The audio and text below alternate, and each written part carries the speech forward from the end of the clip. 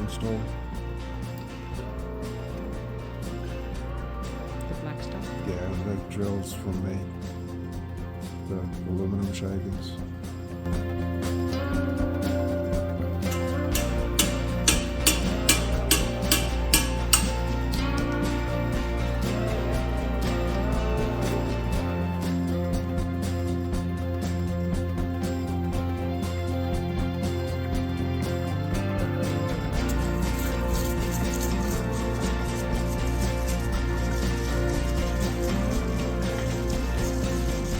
Because the thing's such a mess.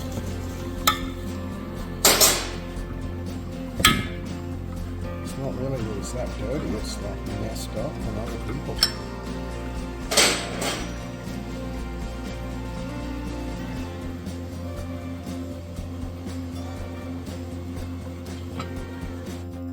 So just drained the front oil cooler and it is just full of brass in there. So definitely a lot of contaminations in this oil system. So this is the turbo oil pump, and this pump is what pulls the oil out of the turbo sump and pumps it back to the engine oil tank. So I'm just disassembling it for cleaning and inspection. Typically these don't give us a lot of troubles, they're pretty straightforward. Housing doesn't look too bad, a little bit of debris gone through it that I could probably polish that out. A little bit of marks there, but I think we'll be okay with this. This one, we're about to tear the oil pump down. This is the later model oil pump. These were first seen in the 1984 3.2 liter Carrera engines. Big difference between the earlier pumps and this. This size didn't really change on the primary side of the pump from 1978 on, the 4-rib pump. They did change the screen setup. The screen is bolted on and it's a fixed pickup screen here, so that means on the plate you need to use a dish plate with no drain plug. But we're just going to tear this down, take a look inside. We've been tearing pretty much everything down on this to try and get an idea of how much damage was done. And let's take a look inside.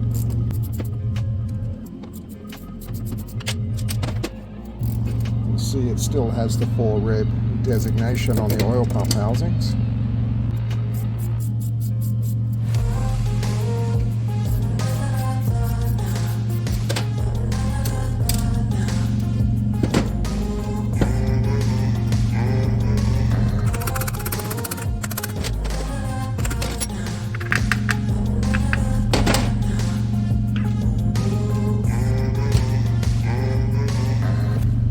Housing on first look doesn't look too bad. I mean, obviously we got to wash and clean everything up, but pressure side pump does not look too horrible. Obvious signs of some debris going through, but once again, doesn't look super horrible at this point.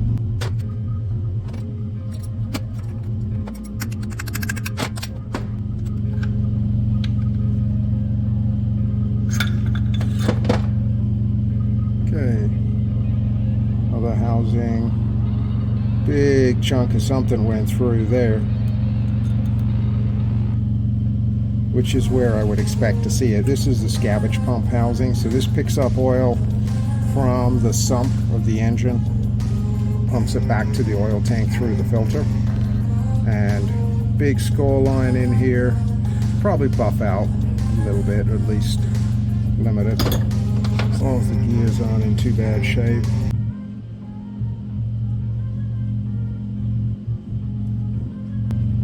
Yeah, not seeing anything really horribly bad.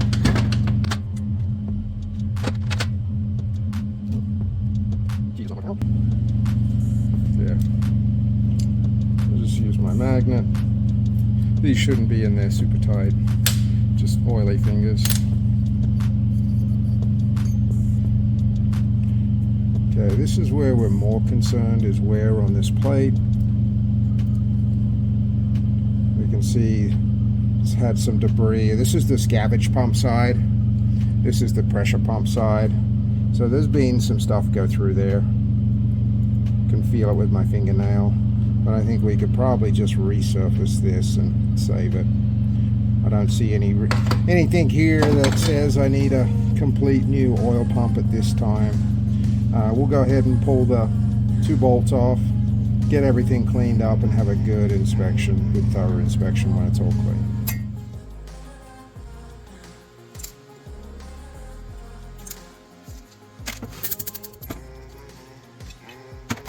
So I've just pulled 3 of the cylinder heads apart. I just want to get an idea. These heads were done apparently when the engine work was done on this turbo engine. I don't know anything about them. Usually when I see stuff like this, I'm not a big fan of these type of valve stem seals. Looks like this one was damaged when it was installed too. I actually prefer the original Porsche style ones, which are a metal cased rubber vulcanized seal. But what I want to do is measure my installed heights, take a look at some of my dimensions here, get rid of these. Yeah, that one was definitely damaged, and that's one of the things that I don't like about these Teflon valve stem seals. I don't know if you can see that on the camera, but it looks like when this was installed it got smooshed over something. So that's going to cause oil to leak into the valve stem.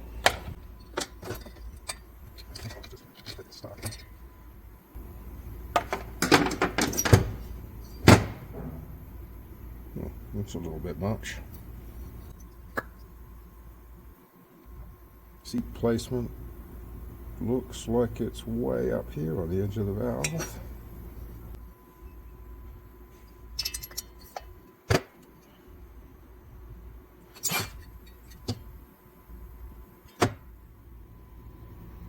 There's the rock in the valve guide. So there's a lot. Well, you normally complain they're too tight. Yep.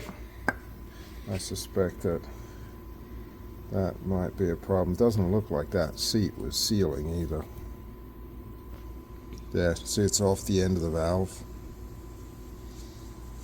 Alright, so I've just looked at 3 heads, and obviously I need to do some more cleaning and get them really ready for true measurement. But for a quick measurement, it looks like the seats have already been done and these heads. The valves, the installed height is actually on the bottom side, so the spec is 46 millimeters plus or minus 0.3 of a millimeter. We're averaging 45.6, 45.7. I had one valve that was 45.5, so it was actually valve was too far down inside the cylinder head area, but everything needs to be cleaned up. From a quick look, the only things I really see, the exhaust seats are a little wide. They're a little bit closer to 2.2 millimeters versus the 1.5 that we generally shoot for. The other thing I notice is if we look on the valves, both the intakes and the exhaust, the seats are right off the edge of the valve. Typically I like to have a slight space here just to aid with valve cooling. That way when the valve's on the seat, it's transferring the heat from the valve into the cylinder head. When it gets right out close here, what tends to happen, this is a lot thinner material, and that valve will get a lot hotter and it'll tend to burn the valve a little easier. But all in all, other than the valve stem seals, everything doesn't look too horrible, definitely savable. Need to measure the thicknesses. All the heads are stamped 10 thousandths or 0.25, so should be a negative. So I just need to measure this thickness and make sure all the heads are within the same tolerance, plus minus 0.05 of a millimeter. But so far, looks not too bad. So I have just one cylinder head out of our 3-liter turbo, and feeling at the exhaust guides felt kind of loose, but I wanted to verify it, so I've just washed this one, washed the valve, washed the head. And with my dial gauge set up, just gonna rock it to one side.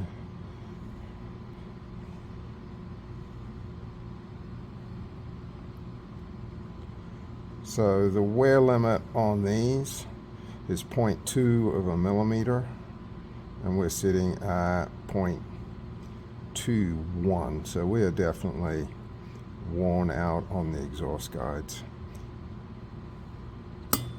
So definitely going to have to put a new set of guides. The intake guides feel good. I'll set up my dial gauge and measure them as well, but just the visual, how much movement we have here versus how much we have here, it's pretty easy to feel it, and once you've done a few, you get a feel for them.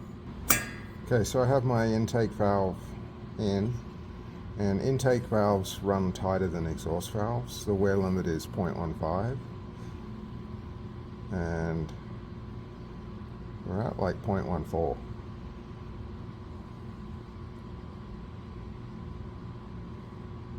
You'll see that the valve doesn't always zero to my dial gauge, and that's because if I twist the valve or change its vertical height, it changes where it sits.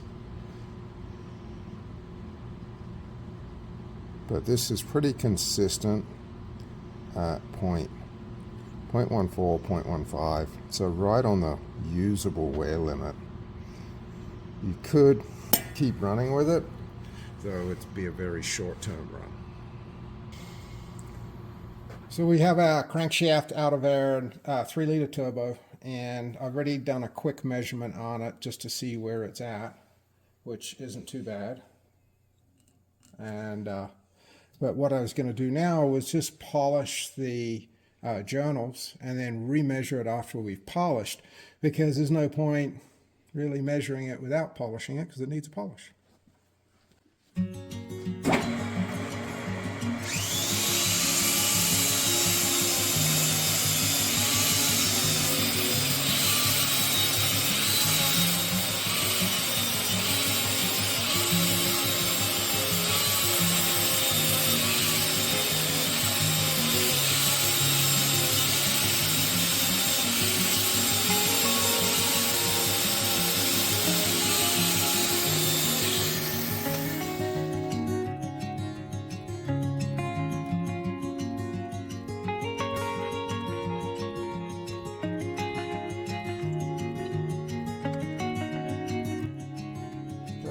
So they're all right there on the minimum.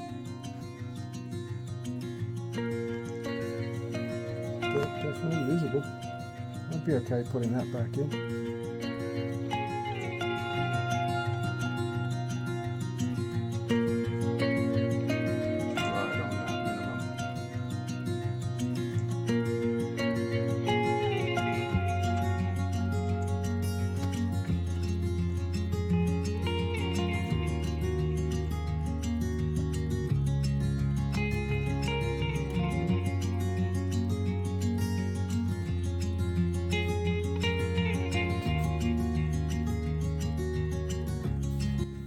Cleaned up better than I expected.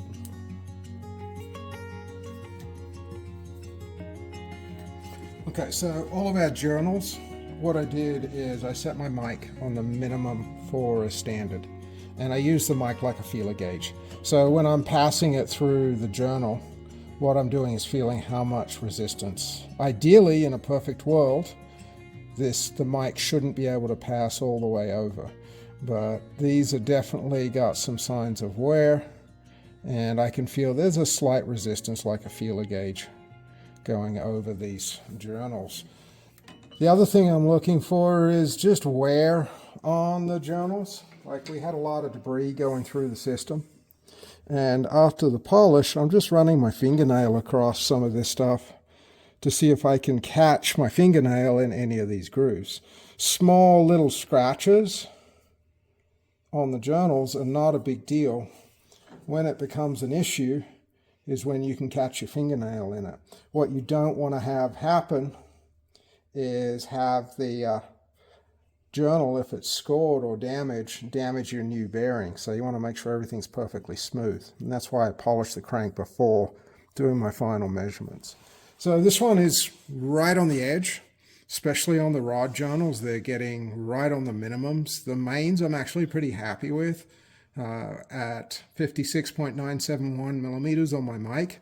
Nice even pressure. I mean, yes, I could pass through, but a nice even pressure. On the connecting rods, they are right there. I mean, they're sliding over that journal, and definitely can feel there's a little bit of taper to the journal. But all in all, I think it's still usable at standard. So I've got my 3-liter turbo case bolted together and torqued on all the case through bolts. And what I'm going to do is verify my tunnel and make sure it's within spec. First thing I've got to do is calibrate my ball gauge. So I have a 62 millimeter calibration ring. This is a Mitsutoi ring. This one is a precision ground ring. It's calibrated 62.003 millimeters. So when I zero my ball gauge, it's going to be zeroed at that 62.003. That's going to give me a baseline. Okay, so what I want to do first is find the lowest possible reading.